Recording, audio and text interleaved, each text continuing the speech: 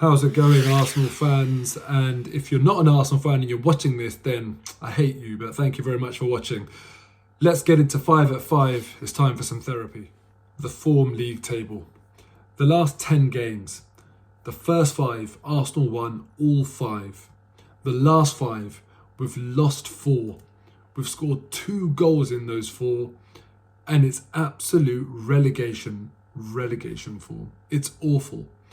And I think to myself, how can you go from winning 5 on the trot in the Premier League, which is a hard thing to do? This isn't an easy league. Winning 5 on the trot, and then the last 5 only managed 1 victory. That was Aston Villa away from home, where Saka scored. And even in the last 5 games, where we've only scored 2 goals. Other than that Saka goal against Villa, the Ødegaard goal in a defeat to Brighton, a deflection. We are struggling. In a way, I look back 10 games ago, and when Arsenal were picking up red cards all the time, I was thinking to myself, we're a good team, and all we need to do is stop getting those red cards, and then we can start winning games by better margins. I want to go back to the days where Arsenal were scoring goals and getting red cards. I don't know if there's a correlation. The red cards have stopped, and the goals have dried up too.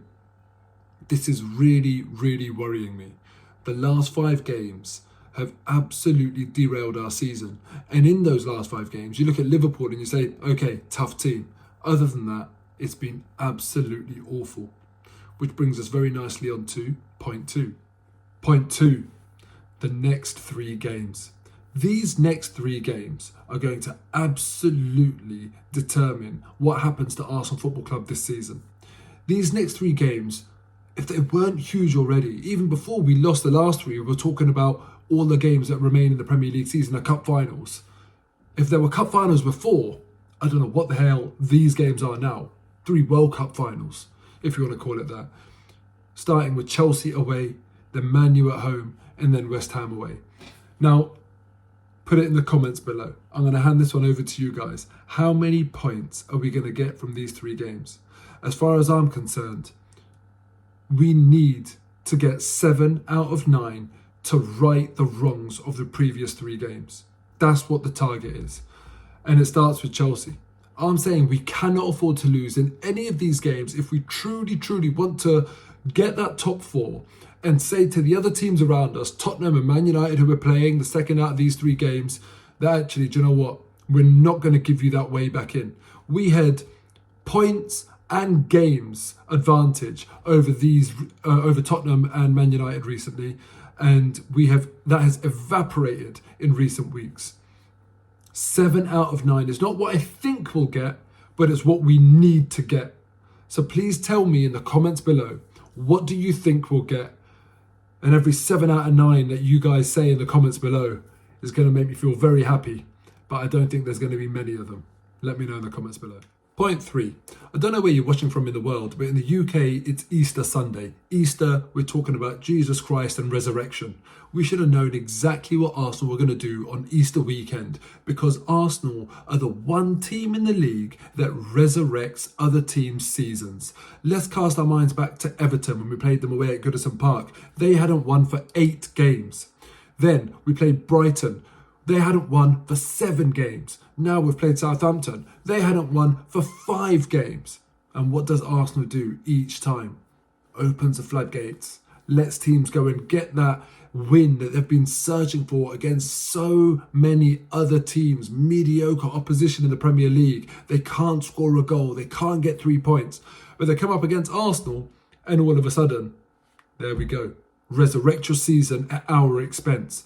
Why does this happen to Arsenal? I honestly don't feel like this is one of those things that fans of all teams can say, oh no, this happens to all teams, or you only notice it because it's your own team. I swear Arsenal have got this special charitable sort of vibe to them when they come up against a team that's really struggling, and we almost, I don't know, do we feel sorry for them? It doesn't make any sense to me. Look at the form of Everton before and even after the game where we played them, and that W against Arsenal sticks out like a sore thumb.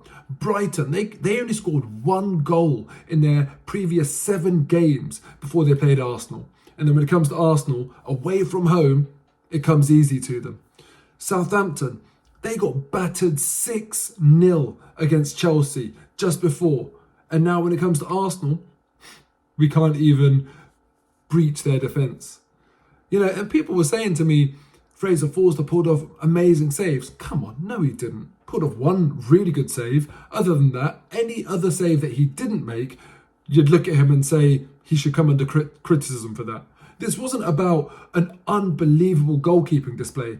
This is about Arsenal having 23 shots and just being absolutely toothless. The quality of chances were not good enough. Granit Xhaka had 3 shots. We're talking about more than 10% of our shots came from Granit Xhaka outside the box. It's not good enough. Point 4, and this, again, a bit of an Easter theme, talking about crosses. We put in 31 crosses against Southampton. Now, a team that puts in 31 crosses, that's more than one every 3 minutes. You're thinking to yourself, I wonder who they've got up front. Who are they trying to hit with those crosses? We've got Eddie Nketiah, and that's the style of football that we're trying to play. In addition to that, let's talk about the quality of those crosses. Tavares, he attempted 4, 1 successful. Cedric attempted 10, 2 successful.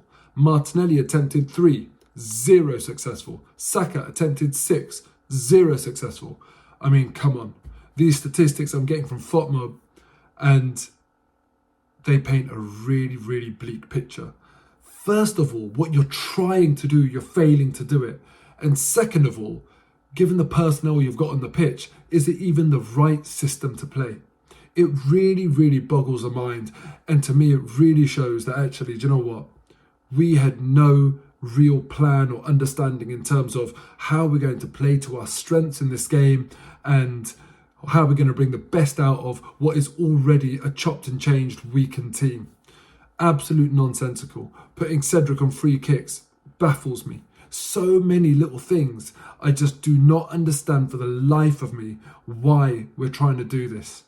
So someone's got an explanation for me in terms of why we tried to put in 31 crosses and why we're so bad at making these crosses actually find an Arsenal shirt. Please help me out here.